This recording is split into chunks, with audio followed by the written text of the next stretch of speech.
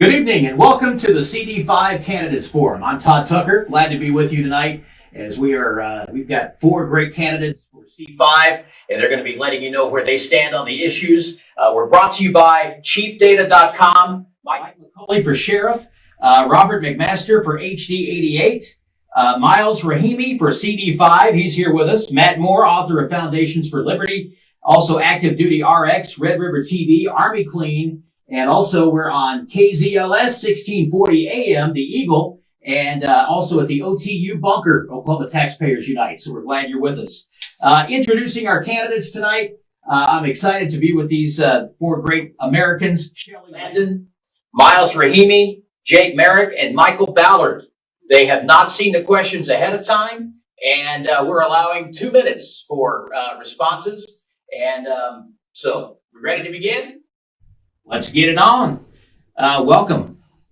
Opening statement from you. You get to ladies first. Thank you very much. I appreciate that. Well, I am Shelley Landon, and it has been a joy to live 40 years of my adult life here in Oklahoma. I have pastored in Jones, Oklahoma. I've been a property and homeowner, fixing up properties for blessing my communities. And I have also been a businesswoman and a minister, pastored in Jones, Oklahoma. So I'm very familiar with the problems, sitting and listening and working with people through the tragedies of the Murrah Federal Building attack and many other situations that we've gone through now with COVID-19. I have a background in national security, trained in the Sedge Academy by the senior investigators of 9/11, Joint Chiefs of Staff, former Assistant Secretary of Defense under Ronald Reagan. I've had a lot of experience overseas with a former Nobel Peace Prize runner-up, Shalini Katz-Nelson, who mentored me for 12 years. So I've had a lot of experience in what affects us here in this oil capital, diplomatic circles in the Middle East, Asia and Russia, China, all over the European continent as well. And I've gotten a bill passed in Washington, D.C., a unanimous Senate vote from the United States Senate. I was inducted into the Star Spangled 200 Commission after I started Sing It America, found out that our bicentennial was not being well celebrated. Our former president was trying to shut down the funding, and then there were folks trying to get rid of that national anthem. So I just took it upon myself to put a pen to it and get a bill drafted, found the sponsors, got a post office committee number, and got our national anthem preserved to the perpetuity of the end of the nation, funding extended, and the holiday for an entire year, and that all the Governors Association got on board. So I've done a lot with our veterans. We've got another bill working in Congress right now that I am lobbying for our homeless vets and to revoke problems with the Real ID and to work with border security. And I'm pro-life all the way. Mildred Jefferson, the lady who started the whole pro-life movement, trained me. Awesome. Thank you, Shelley. Miles Rahimi, opening statements from you. Thank you, John. Thanks for agreeing to host this, and thank you for OTU for allowing us to use their facilities. My name is Miles Rahimi, and I'm an America First conservative running to beat Kendra Warren. And I left the Navy to run for this seat. Veteran, I understand just how important America's role is in the world. As a first-generation American, I understand just how everything can be lost within one generation. My father fled a terrible country so he could pursue liberties here in the United States. Now I'm 30 years old, and the policymakers passing legislation won't be around for the consequences. As we've seen now in the midst of the wake of the Chinese coronavirus, our American liberties are under siege. We have succumbed and capitulated to bad Democrat policy time and time again, to where we've racked up $21 trillion in debt, and our nation's survival is dependent on a hostile foreign power. We need someone who can go to Congress and rally together legislators from every corner to put the focus back on where it needs to be, which is putting America first. We also need someone who can fight against these far left socialists, and someone who will not only stand with, but push back with President Trump. But more importantly, we need someone who can prosecute the case against Kendra Warren and rally the youth vote. I am that candidate. Thank you, Miles. Jake Merrick. Hello, I'm Jake Merrick, and I'm a native from Oklahoma as well, born in Elk City out west. And, I jumped in this race. Well, first of all, I been doing ministry, small business owner for the last 20 years. I have a family, 2 beautiful girls and an amazing wife of 10 years. And they are the main reason I'm in this race, because I look at the next generation and I start to see what is the foundation? What are the fundamentals that we're building on? And I see that by and large, we've left the foundation and we're building on something completely foreign to what the founders had in mind. And as we see the rise of interest in socialism, this disturbs me. This concerns me. And it causes me to consider my children's future and say, what America are they going to experience in 10, 20 years? So I decided to get in this fight and ensure that my girls have a free America where they can live their dreams. They can experience all that God created them to experience and do it in a free nation, with a free market. And I believe that it requires us. I'm excited to see the young generation rise up and say, we're going to take a stand, because that's what it's going to take. When we see the likes of AOC rising up and being a loud liberal voice for the Socialist Democrats, we also have to come and be much louder and much more confident in what we believe. And we believe in what was originally proclaimed and declared in the Constitution, grounded and founded in biblical principles. That's why I'm in here, because I know what I believe. I believe I know what America needs, and I'm not afraid to fight for it. So I appreciate your support. Jay, thank you. Michael Ballard, welcome. Thank you for hosting. Thank you for OTA for inviting us to this event, so our voices are not silent. A little bit about myself. My name is Michael Ballard. I'm running for the United States Congress, for the same reason that I joined the United States Army, to defend our nation, our Constitution, and our families. I'm married to a wonderful lady, Lori. I've known her since the late 80s. We've got 2 children and a handful of grandchildren, which one was just born at the first of the year. I spent some time in the United States Army as well as the Oklahoma National Guard. I was honor graduate in basic training as well as my AIT school. Now, the reason why I'm running for this office is I always thought when I retired, I would go fishing and go traveling, enjoy life, and catch up on lost family time. But with what's going on in our nation, from the far left socialist loons, we need fighters in the United States Congress. We need fighters across the board.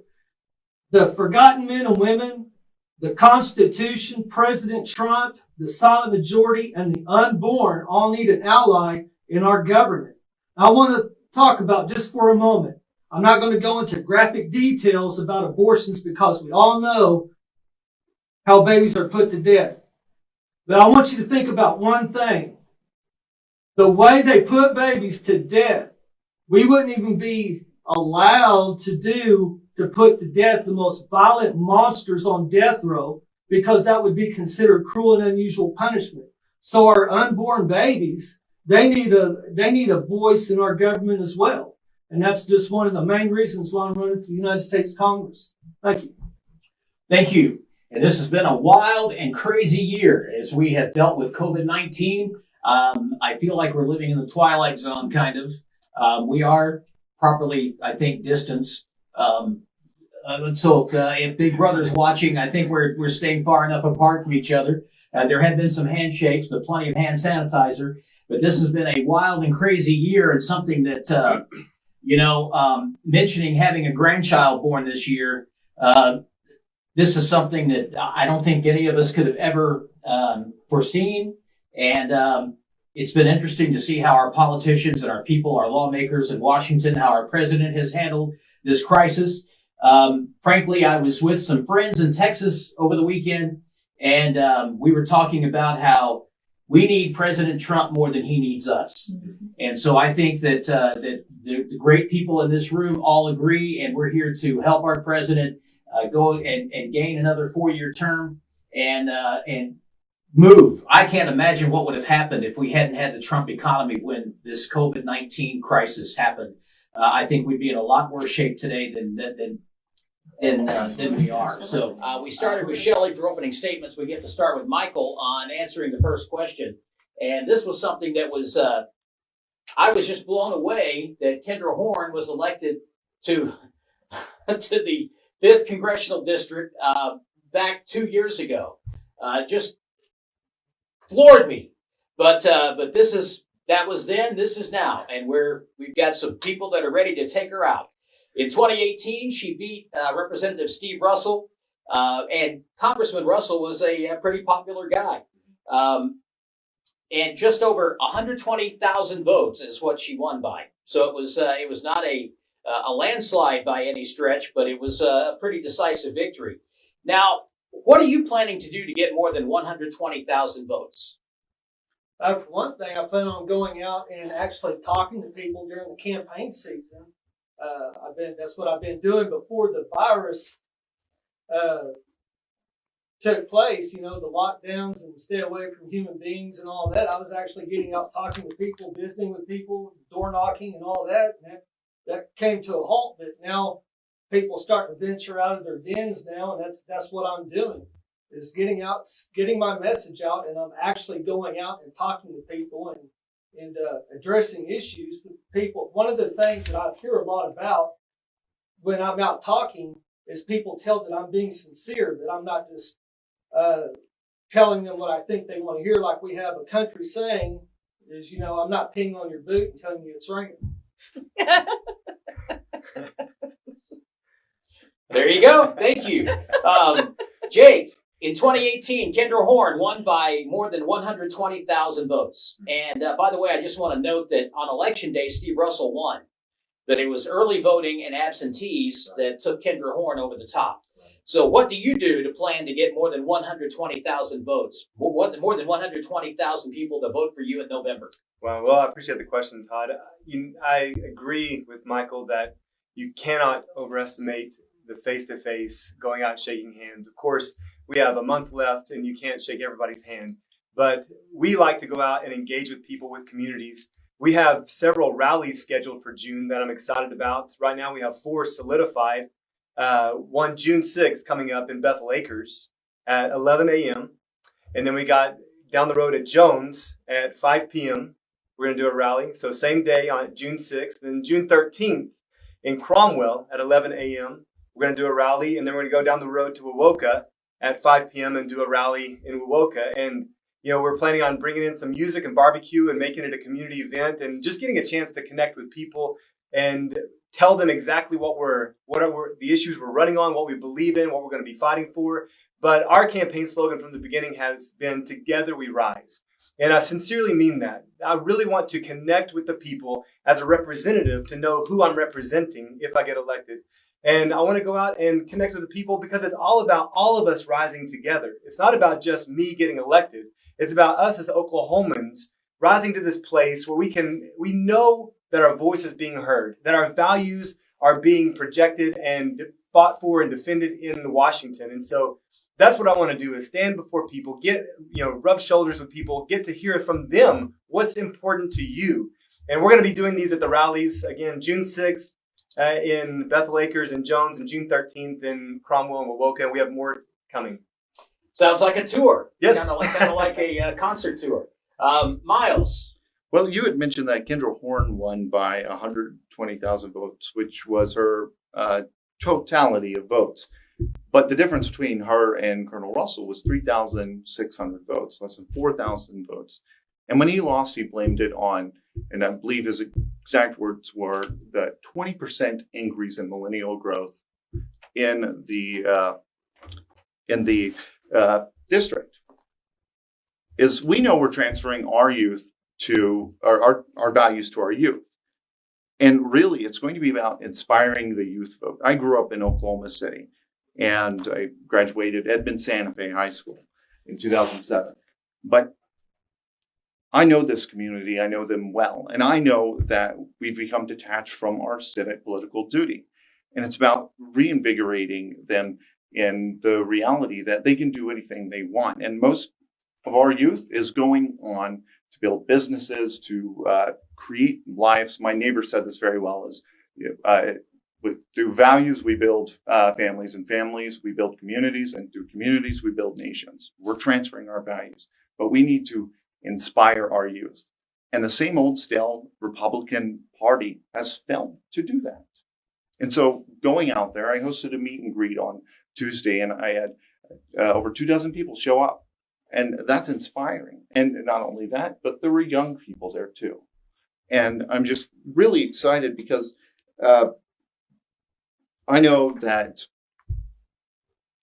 going forward is if we don't inspire our youth to get back involved, then we see what's happening in our schools. We see what's going on, and our ability to transfer our values to our youth is going to be limited. So getting out there and inspiring our youth is my focus. All right. Ladies, the lady in the room. Well, my fourth grade grandfather, General John Steele, was part of the Cooper spy ring, and he was present at the Constitutional Convention and made a statement. And if you didn't understand it, it might sound like them there are fighting words, but if you understand it, it was very brilliant. Let us, the benevolent aristocracy, create a federal republic whereby we have a democratic form of government that the common man may assume he has a vote. The benevolence came from the Great Awakening, and the ordinary man had never voted on anything. They'd only had emperors, kings, and that was all. So they didn't know how to govern themselves, neither did the legislators. The idea was that we would create the Constitution, the legislative body, but we would have town hall forums where every farmer would show up, and there he would assume his power to vote. So I have already started going out organizing the town hall forums. And I believe as we've come out of COVID-19, we can see that the healthiest direction for us to go as a nation is back to the local community focus, pride in the local community, looking out for my neighbor, showing up to speak. Now, if we ask people to come and don't listen, they'll never come back. But if we truly do listen to them, and now going to Washington, D.C., I'll be able to also keep open a live forum by video once a week. But I intend to raise up people in local communities where they can speak into their own problems. And I want to connect. We've got an art exhibit. I'm an artist. I've had some world-class exhibits, painted the portraits of presidents and prime ministers and many like that, and trained up young people through the public school systems. I've also been a college professor. So we're putting an art exhibit together at the Rockwell Center in a week. This Sunday, I will be at the Messiah Ministries outdoor park, and we're having veterans that will be venerated and honored. I'm going to be singing a concert. And then we will have some of our Native American groups and veterans and chariots of fire motorcyclists. So I'm going out meeting and greeting people with all kinds of events. All right. Thank you. Can we get to the next question? You get to answer the next question. Okay. First, money's not everything, but Kendra Horn has already raised hundreds of thousands of dollars. And I'd like to know how much your campaign has raised so far, and how much do you expect to raise by June 30th? Well, by June 30th, I'm expecting to raise $1 million, and I will be raising the money from the backgrounds of all kinds of relationships that I've had with business people, people that I was a part of in various councils in Washington, D.C. and across the rest of the nation. A person can only give up to $2,800 in any election, but this is a federal election, and they can give from anywhere in the United States. We are working with our websites. We have videos that have gone out that we put together. We've got a billboard campaign that's gone up. And we also have Twitter and Facebook and mailouts that we're doing. And I'm starting calls and Zoom calls. And I've got pledges from people. So now it's time to collect. Are you close to that 1 million yet? Not yet, but we will be. All right. Miles? Well, my campaign has actually raised between $70,000 and $80,000 so far. And we are well on our way to, we believe that the amount we need to raise awareness about my message and my campaign isn't nearly as much as some of the other Republican candidates. Because Dan Crenshaw was outspent 30-1 in his Republican primary. I'm convinced that I can get my message out, and I think the message is going to resonate more than however many dollars before the primary. Now, with respect to after the primary, I've been assured by party leadership that every resource is going to come to bear after the Republican primary is over and we're in the general. And so I think that any candidate who wants to make the assertion that we need to focus on who's the biggest fundraiser, it's the message that matters. So we are putting someone up to represent our values, our livelihood. And when I'm elected, every one of the voters is essentially my boss. And so raising money I just need enough to get my message out. And my team we are confident that we are right on track to do just that. And so I haven't raised no $1 million, but I've raised somewhere right around $10,000. I'm kind of known as a penny pitcher, so a lot of the stuff that people spend thousands of dollars on, I can just do it for a couple of dollars. So I don't have the big fancy flyers, but I've got the message that most people like to hear, and Campaign. that's it. Well, this didn't bother me one bit. I've always been a go-getter, self-starter. I've started businesses and nonprofits and programs that I've already mentioned, that I've worked with public schools and private as well. And I was in Washington, D.C. right before COVID-19 hit, lobbying a bill in Congress against the Real ID. And when I was there, I went to Grover Norquist's meeting, and a woman showed a film that she said it cost her $30,000. I just sat there and went, I could have produced that for about $10. I am a film producer myself. I was trained at Daystar as an internship there and graduated in film animation from the Rhode Island School of Design 40 years ago. And I build websites. So I'm more concerned about getting out there and doing what I have to do. And what they're spending $40,000, $50,000 on, I've already done it for $10 and gotten it finished. And they're wasting their money. So what I'd like to know is, they may have raised it. I want to see the sheets. I want to see the Excel sheets and the stats of where they spent it. Because during COVID-19, they may have misspent it, and a whole lot of it gone south down the tubes because nobody was out there connecting with where they put the money. I think it's So we are important. right now going in the right direction. here, Just a Stephen. comment real quick. I think it's very important what They what lost you're the pointing last out. election. But just to I don't wait clarify- around for people that do that kind of nonsense. We go in, roll up our shirt sleeves, connect with the real people, and get the job done. All right, we're going to take a break. CD5 Forum. We've got a lot to say, apparently, and we're going to get into it. We've got some controversy going on here in America. If you've been watching the news, you know about it. We'll talk about that and a whole lot more coming up next. This is 1640, The Eagle, KZLS, and the OTU Network.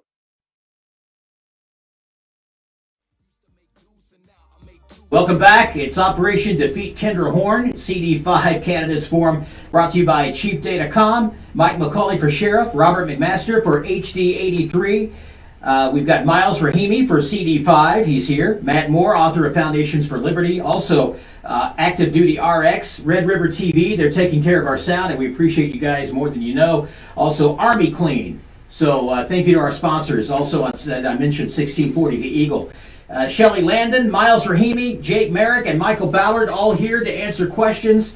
And our next question, this is something that is extremely disturbing. In fact, President Trump addressed it yesterday. I believe it's your turn, Shelley, to answer next. Recently, the nation watched with horror as George Floyd was killed on the streets of Minneapolis. What are your thoughts on this video and the current situation in Minneapolis and St. Paul? I think people are at the boiling over point where there has been so much oppression in the way things have been handled through the COVID-19 shutdown that they feel they have lost their voice. They feel that the forms of government that they have been raised all their lives to respect have failed them. And I think this is just an inkling of the beginning of what we will see spread across the nation if we do not act quickly and act with wisdom and stop things as they start before they get out of hand. And I think that's what you're dealing with right now. And I think our president was extremely wise. Miles? Well, to pair what you said, yes, it certainly has to do with the boiling over point, but now with the revelations of this individual cop not being prosecuted under Amy Klobuchar, it brings up some serious questions that need to be answered. And I hope those questions are answered through the judicial process. But what we see now with them tearing apart a community is we've got to look at what's really going on. And it's the detachment of values, the detachment of community, and the lack of focus on all the jobs that have been lost. Because this is individuals' livelihoods being torn apart. And I have to think that if we had more, we weren't sponsoring these god-awful trade deals that take away from Americans' jobs, that put more jobs in those communities, that we'd be able to give them something that they want to not tear apart.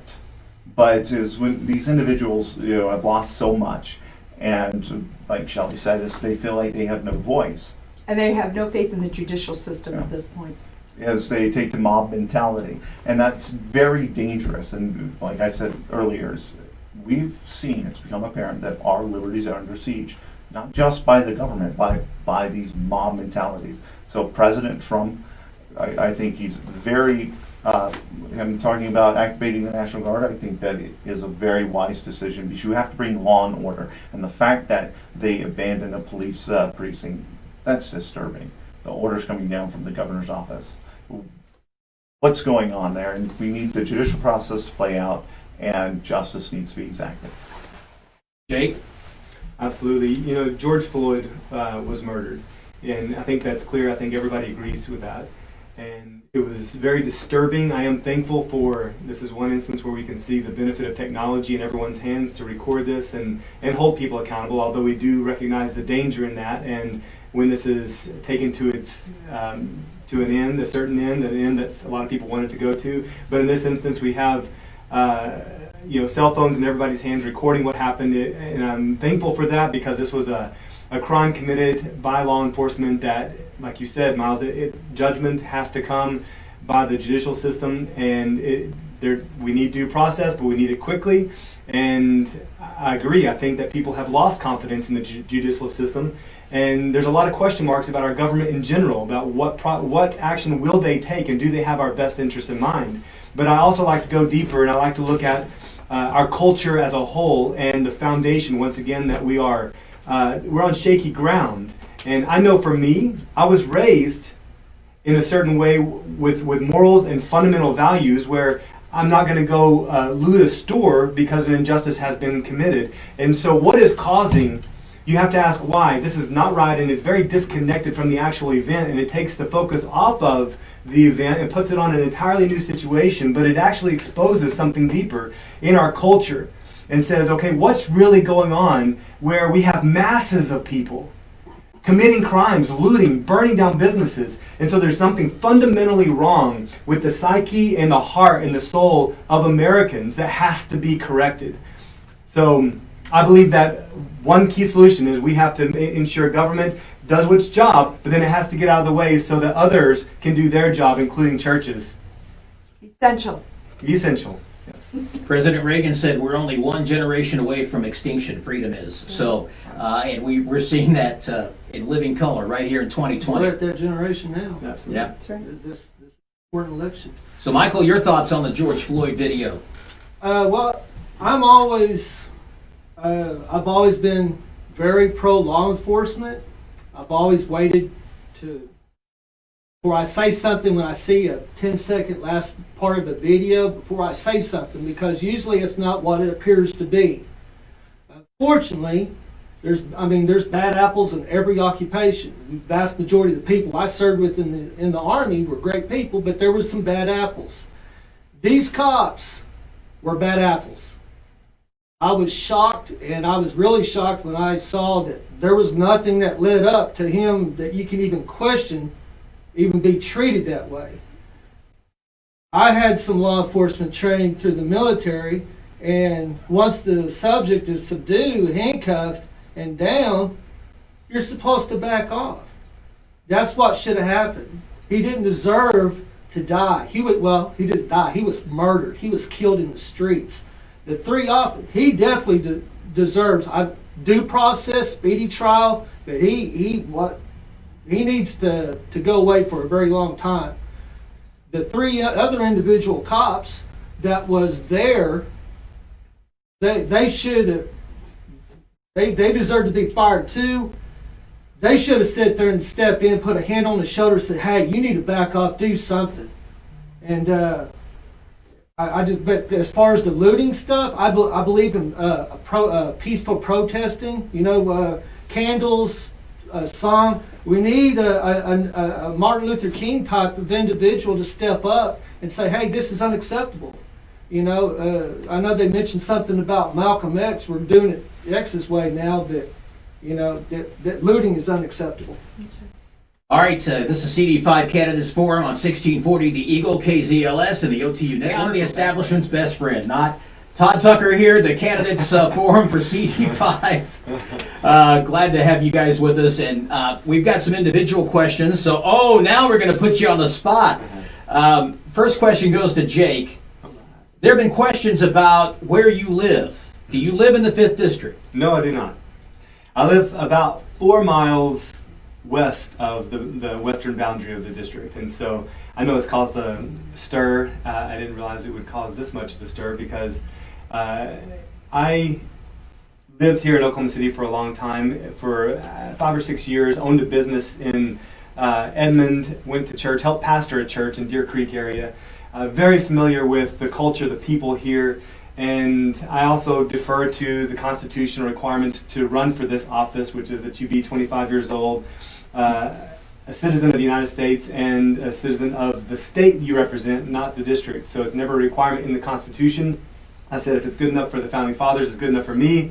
And so this is where the spotlight was for me, is this race, and I didn't let that deter me. Good. Miles, your turn. You've been criticized for aggressively going after a fellow Republican, which Ronald Reagan has the 11th commandment, thou shalt not speak ill of a fellow Republican. Senator Stephanie Bice, shouldn't you be focusing on attacking Kendra Horn rather than another Republican? Yes, but I believe the situation you're responding to was instance of Facebook where her voting record came into question. I met Stephanie. She's a very nice individual, very cordial, but what she says doesn't match her voting record. And I think that if we are going to put someone up in Congress who's going to represent our values, our needs, and Oklahomans, I think that we need to find someone with honesty and integrity. And again, our voting record doesn't match with what she's saying. And so I will call it like I see it, but I'm not going to stoop down to a level and just campaign on solely that. My campaign is focused on solutions. So far, I have 2 different pieces of legislation that I'm going to introduce immediately upon being sworn in. The first being the Fair Play for Women Act that will target Title IX funding going to public institutions that allow biological men to infiltrate our sisters, daughters, and mothers' areas.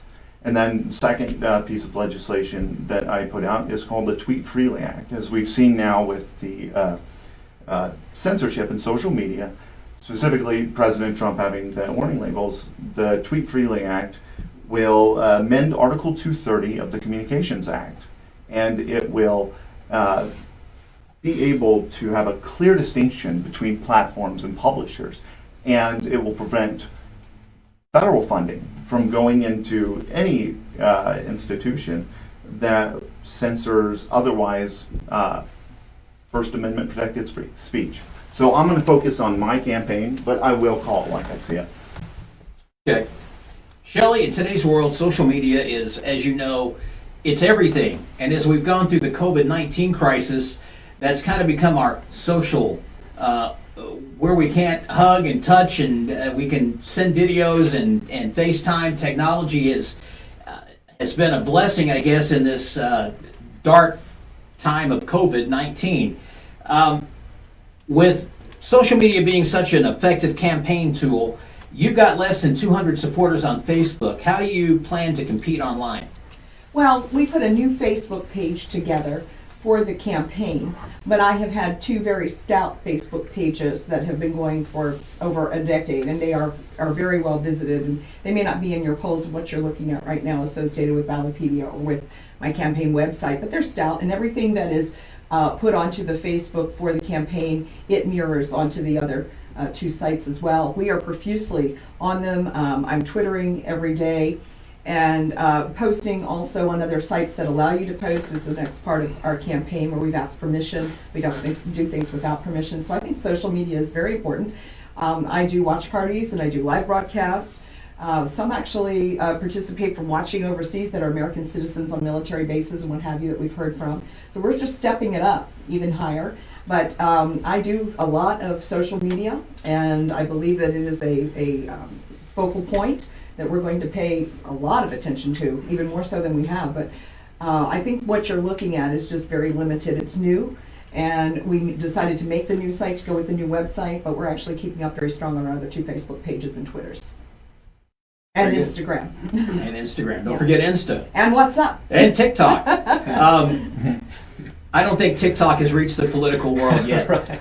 Michael, Steve Russell was very well liked, an Army veteran, a conservative, similar to your demographic. How would you be different from Congressman Russell on paper, and do you think you have a better chance against Kendra Horn than Steve Russell did? Well, to answer the second part of the question, yes, a dog would do a better job than Kendra Horn. Steve Russell was a likable person, but one of the things that he failed to do was he just did not seem to get out and amongst the people. You didn't hardly see any of his signs. The one debate that him and Pelosi's puppet Kendra Horn came up with, that they had, Kendra Horn would just say the most outrageous things. She would just bald-faced lie. She'd talk about a bag of Cheetos over federal issues. And Steve Russell not one time responded to any of the obvious lies and half-truths. He said he's taken the higher ground. Now, he did make some people upset with the turnpike situation in the Choctaw area. And he did upset some people when he first got there and voted for John Boehner, for Speaker of the House. I will never vote for anyone like a Boehner. I'd love to vote for someone like a Jim Jordan out of Ohio for Speaker of the House. But I have no problem getting up in Kendra Horn's business and telling people about her voting record. And most people that were on the Republican side, mostly your rhinos, they cower in the corner and they're afraid to do the right thing, say the right thing. And I have no problem. I'm not going to Washington, D.C. to make friends. I've got more than enough right here, right now. I'm just there to do the right thing for my nation. Glad you guys are with us, and I can't remember who answered. I think it's Shelley's turn to answer the next question. Anyway, We can go with that. Ladies all right, first. we'll go. Ladies first. With some estimates as high as 22 million, and that's a lot. What's your plan to deal with the people who are here illegally already, and how do we stop illegal immigration in the future? Well, I stood up at the Council for National Policy in 2014, and I spoke on this exact issue after Phyllis Schlafly and Gary Ballard had spoken and addressed it. And of course, Phyllis was the grandmother of the Republican Party, as we all nicknamed her. I said that we needed a faith-based program on the border, along with the wall going up. And one of my best friends that was there that day with me speaking as well, she has a ranch right there on the border, and I have been in interviews with CIA agents and other intel community people at great length with her discussing what happens at her own ranch. Many of the ranchers along that area of Arizona can never live in their properties. Her neighbor was murdered by some folks that had overturned a vehicle. He was out walking the dog at 90 years of age, still out for his health walking the dog. They murdered them both. And the road that goes into that state forest has a sign simply put on it during the Obama administration, enter at your own risk, instead of defending it with National Guard or anyone else. Can you believe that? And then up on the hill are AK-47s aimed right down into that territory. So one of the things that came out in the interview was the wall is too little, too late, even though we need it, even though I support it. There is a labyrinth of honeycomb tunnels with Hezbollah configuration and drug lords already going in to that entire area of the border. I've also had in-depth conversations with the former district attorney in Tulsa telling me about the brand new tattoos that he was finding on corpses, showing the mixture of Al-Qaeda and the drug lords coming across those borders. So what I think we need is a faith-based program where we send kids and where we sent out to mission fields before. We're going to send faith and church groups go down, make the best border towns of people coming in with sponsors. Like my forefathers came on the Mayflower. They were indentured servants. Nothing wrong with that. 7-year contract, worked it off, great citizens. We need that coming across. They learned the best American history puppet shows, best English possible. You know what that's going to do? When an Al-Qaeda drug lord comes up to them on the Mexican side, they're going to go, get out of here. You're messing it up for me. I got a good deal when I get to be an American citizen. All right, Shelley, and we've got the son of an immigrant, and of course all of us are children of immigrants, but we've got a first-generation American here. 22 million are here illegally so far, and it continues to grow each and every day. Miles, how would you handle it? I think the first is securing our border and building the wall. not only to prevent illegals from crossing, but the drugs that killed my mother 5 years ago from coming across our southern broken border, like venom entering a flesh wound. I think that's the most important. But also is we have to focus on Americans first. I want to fight against these trade policies that give companies who outsource our jobs an advantage over our own native workforce. And so, as far as the illegal immigrants here, many of which who to no cause of their own are here, is obviously it's logistically nightmare to think about deporting 22 million individuals.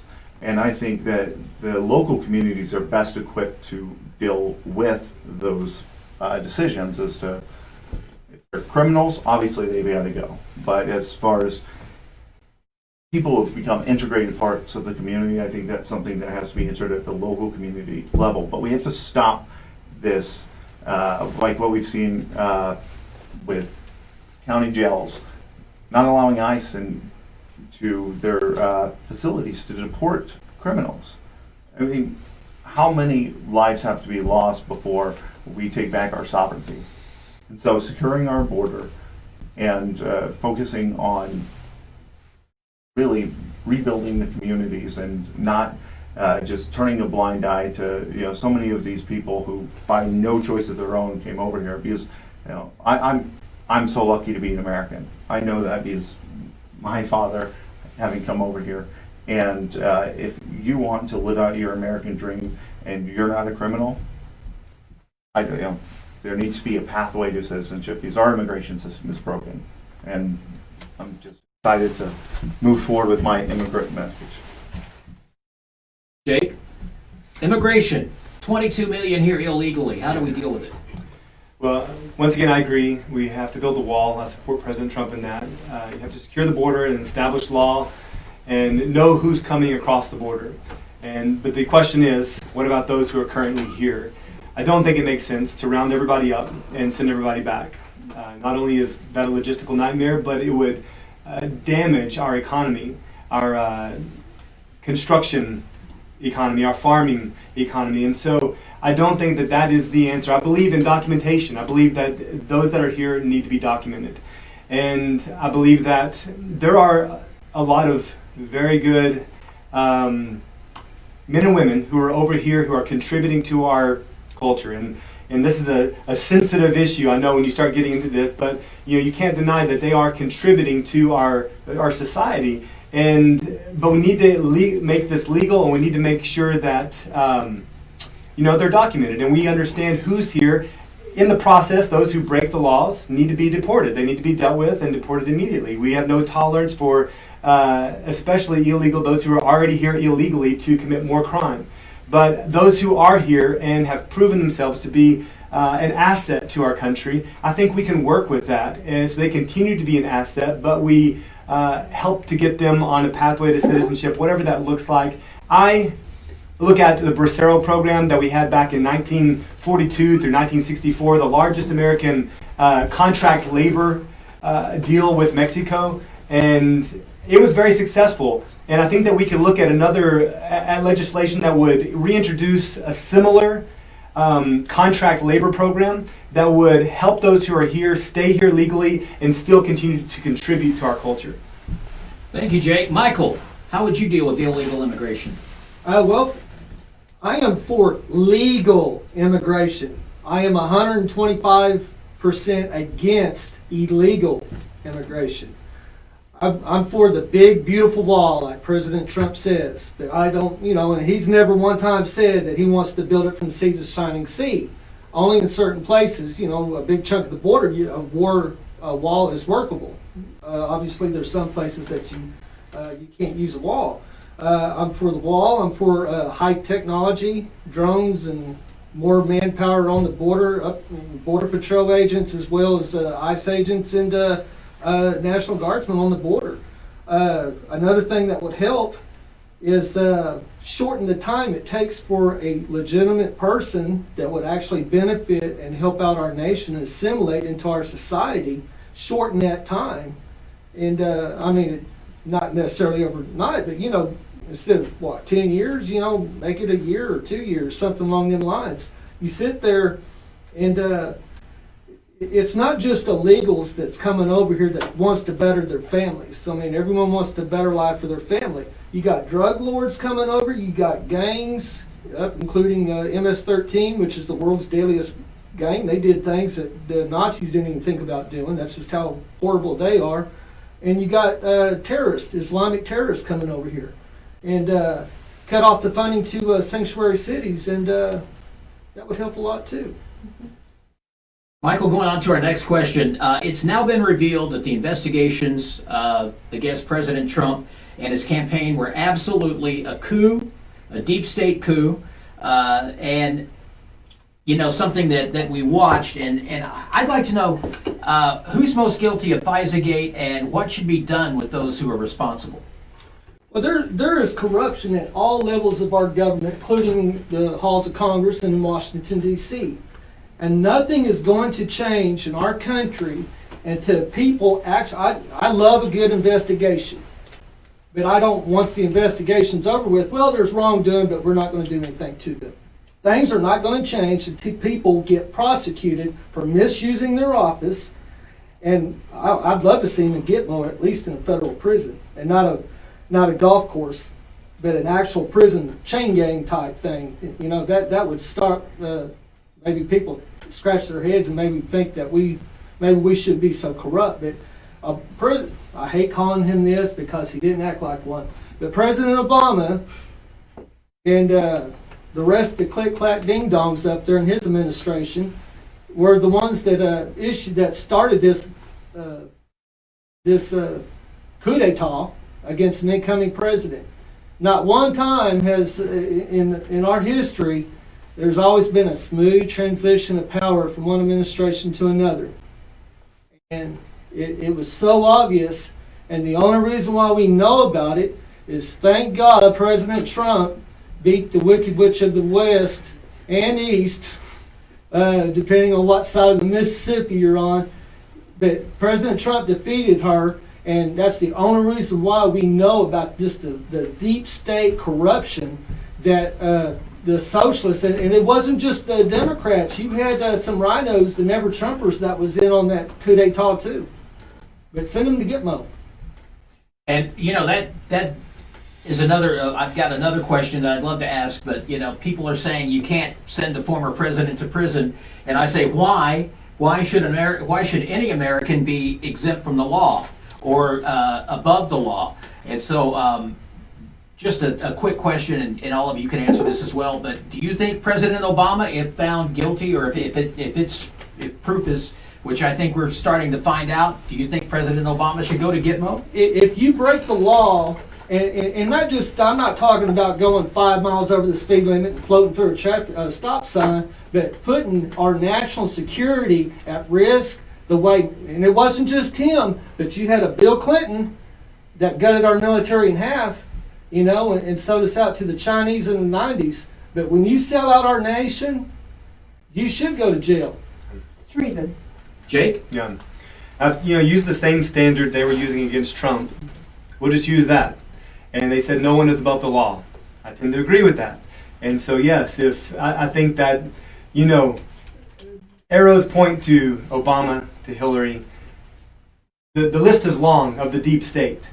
And I think that there are multiple individuals and agencies involved in this, and probably the ones that are most involved are behind the scenes. And so I would encourage people to follow the money. You always follow the money to get to the root of the corruption. And one of the things I'm excited about seeing President Trump do is really address the Federal Reserve, and him making intentional steps to take control of that. I think this is a rogue machine that has been out of control for a long time, and there are rogue individuals that are leading that, and so that needs to be brought into under control first, because we'll find that there are surprising areas that are funding these coup d'etats. These attempts to take down those that are not in line with a certain agenda, a certain globalist agenda, and so. Who knows if we'll ever find where this starts, but I believe if you follow the money, you're going to get close to it. And, you know, as mentioned, Republicans have been guilty of it as well. As you know, the Bushes are globalists, one world government. So we finally have a president who's a lot like Ronald Reagan. It's America first, and it feels good. Absolutely. Miles? And with respect to that, is my platform. I'm the only America First candidate running in this race, and I think there's something fundamentally wrong when an American of Americans, General Flynn, has to sell his house to pay for his legal expenses. This man honorably served our nation's country in the military, and now what we're seeing is the coup. They targeted this individual, and that is frightening. And at the federal level, I've seen just how much money is wasted in all various departments. I remember in 2014, I was ordering supplies for the Marine recruits receiving, and $80 for a chair I could get at Office Depot. We paid $364. I approached my captain, and the complacency I got was just incredible. Well, we have a $21 million budget. That's incredible. Like, we need to put Americans first, and that means not wasting their money. But also, is the committees that I'd like to be a part of is first the Armed Services Committee, but also the Ethics Committee. Because there's one reality in my life is what's right is right and what's wrong is wrong, and we need to hold people accountable to the standard of what they're elected to do. And that's not to weaponize our judicial branch and weaponize the government to push their social progressive narrative. And so I want to fight for that. I'd just like to make a quick comment. He just said that he's the only America First candidate. I said that the day I announced that I was running for office, and I just mentioned it in my opening statement. So either that's My just a apologies, mislay. America All First right. platform candidate. My entire platform revolves around America First. On? You're on. Okay. This is a deep subject. I'm sitting here listening. Not enough time to tell it all, but Are you America First? yes, All I right. am. I was speaking in Washington, D.C. at the Council for National Policy, and then another private meeting on Capitol Hill about the Bush situation with the Halliburton Group and the OIC, and the offenses that had taken place in the oil industry, and the work with the OSC. And a lady named Ruth Mazel, who was the campaign manager for Bush Sr., Bush Jr., called me out on the back porch during dessert time, and she said, "You're either the brightest woman that ever walked into Washington, or you're the most naive. You're going to get yourself killed if you don't shut up." And I said, "Who?" "I'm among Republicans." And she said, "They were Illuminati. It's the thing I'll live to regret for the rest of my life." Little had I known. And she was the congresswoman, the widow of Congressman Mazelli. What I was speaking about was the issue that I discovered through investigating Mitt Romney, who was the only one that voted for the impeachment of Trump. I know Mitt, and I was very alarmed at some situations I saw taking place with his connections with the oil industry. Then I graduated from the Strategic Engagement Academy, where I was trained in national security by our top people in the Intel Committee.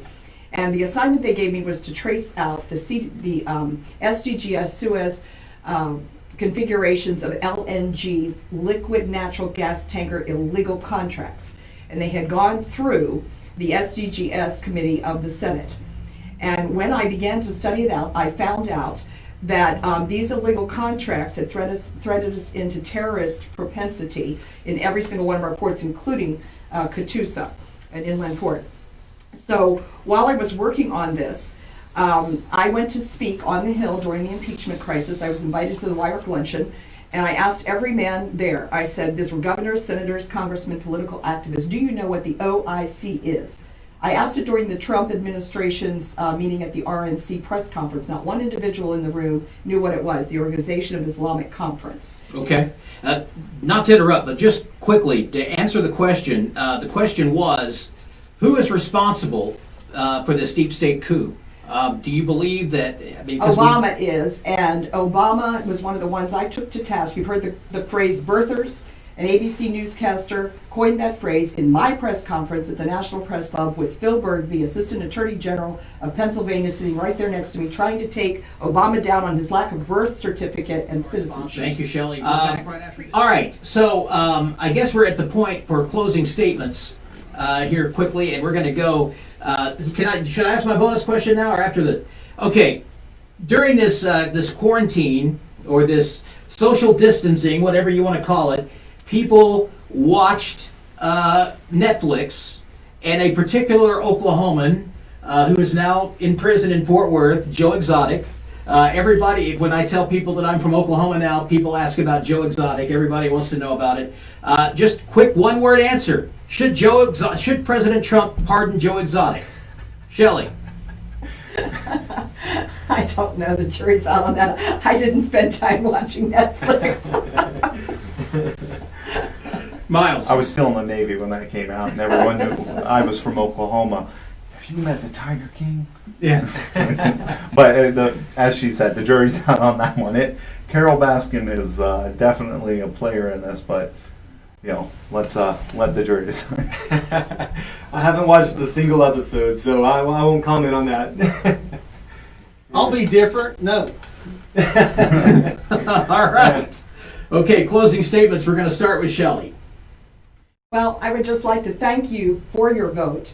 I have experience in Washington, D.C. I'm one of the only individuals in the entire history of the nation to ever craft a bill, find the sponsors, get a post office committee number on it, and win a unanimous U.S. Senate vote, and take the celebration of it all the way to the halls of the Lincoln Memorial and a Washington, D.C., Washington Mall extravaganza.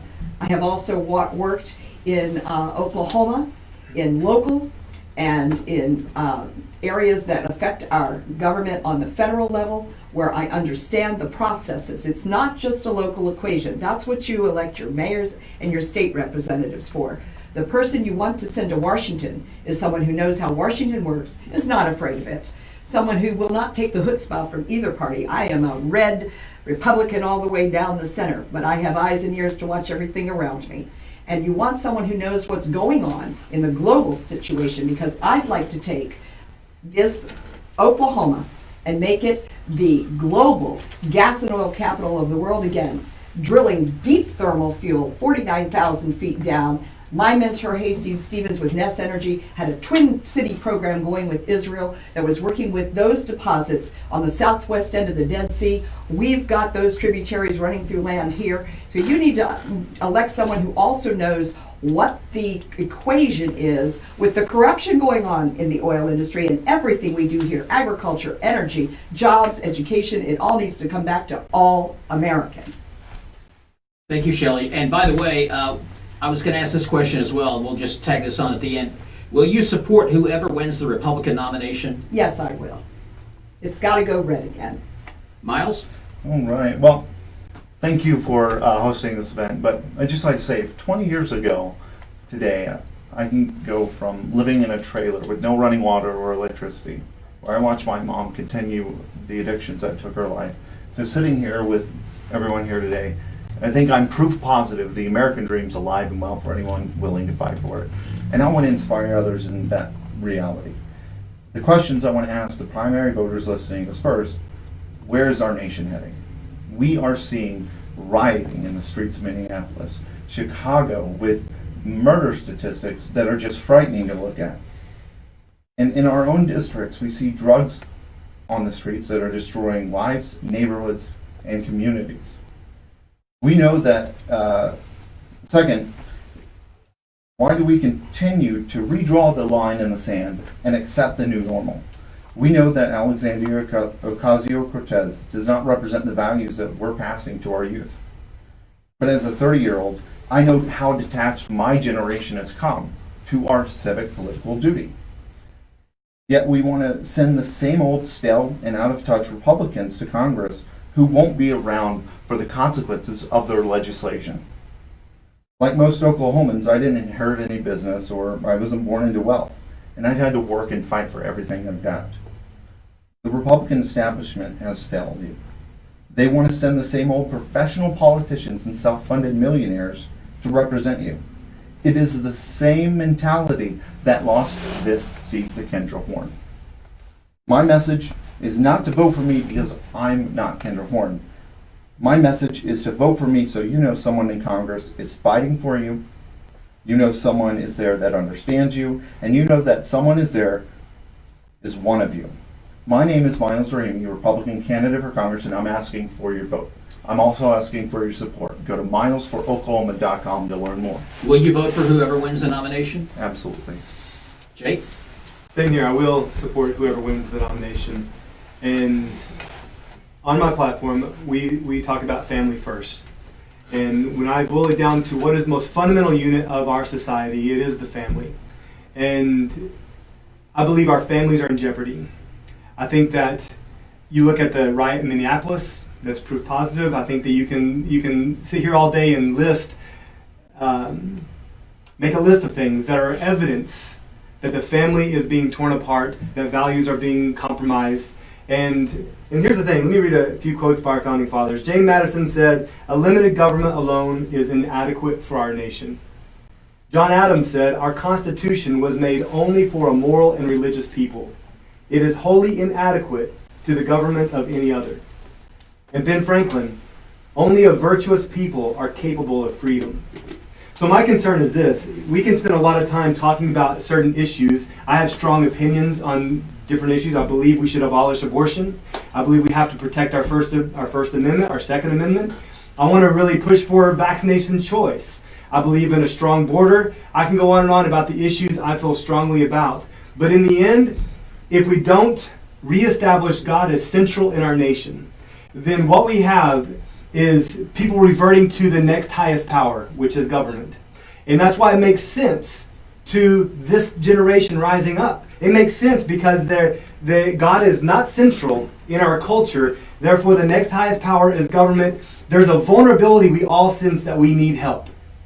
And when you sense that vulnerability, you reach up for help. People are reaching up for government, asking government to dominate them. And we're saying, no, there is a higher power. He's God, and He is what this country is built on. Let's reestablish Him as central. And because we do that, we can ensure freedom for the next generation. Thank you, Jake. Michael? Well, our nation is in a war, a society war. Do we stay a constitutional republic like our founding fathers and mothers wanted for our nation, or do we go down the dark and evil path of socialism? I've seen socialism up front. You don't want it here. What we need is a true constitutional conservative Republican. We can all agree that Kendra Horn's got to go, but we have to replace her with the right Republican. Not a rhino, not some big government yahoo, but a true conservative Christian Republican. I've been active in the Republican Party since I've been out of the military in 2010, and I was a registered conservative Republican when I turned 18. But we need good people to run this nation.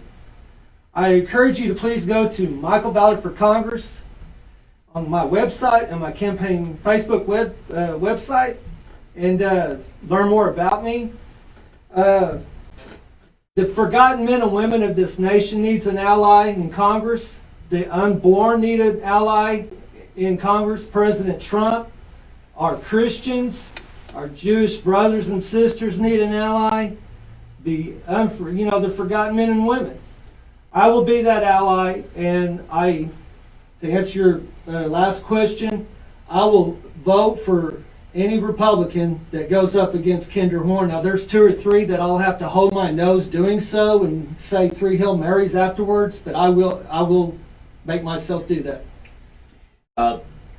What an incredible night that we've had in talking about the issues of our day. And this is my first media appearance, being a member of the media, the evil media, since COVID-19 and all of that, and social distancing. I think all of us had cabin fever, and it's nice to be out among people again, even though we're still being careful and make sure you wash your hands after this event, because we have shaken hands after all.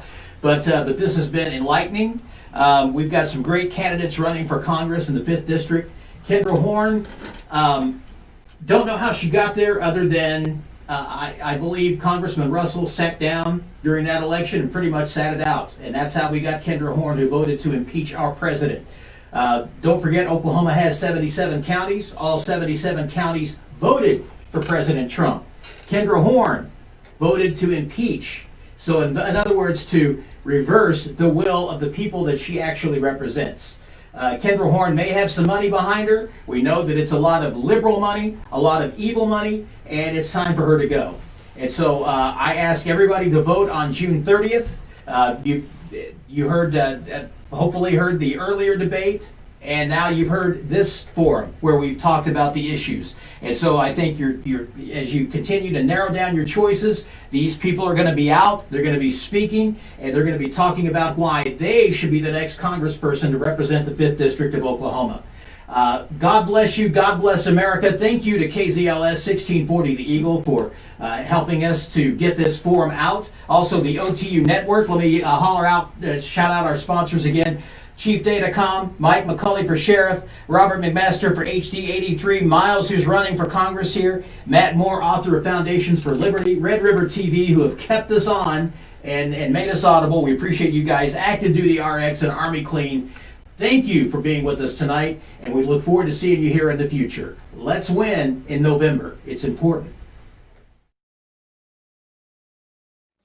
Used to make two, so now I make two and give one to you. Till your luck break through. Break bread like we did in grade school. I stay grateful for every plateful. Sit at my table, get some great food.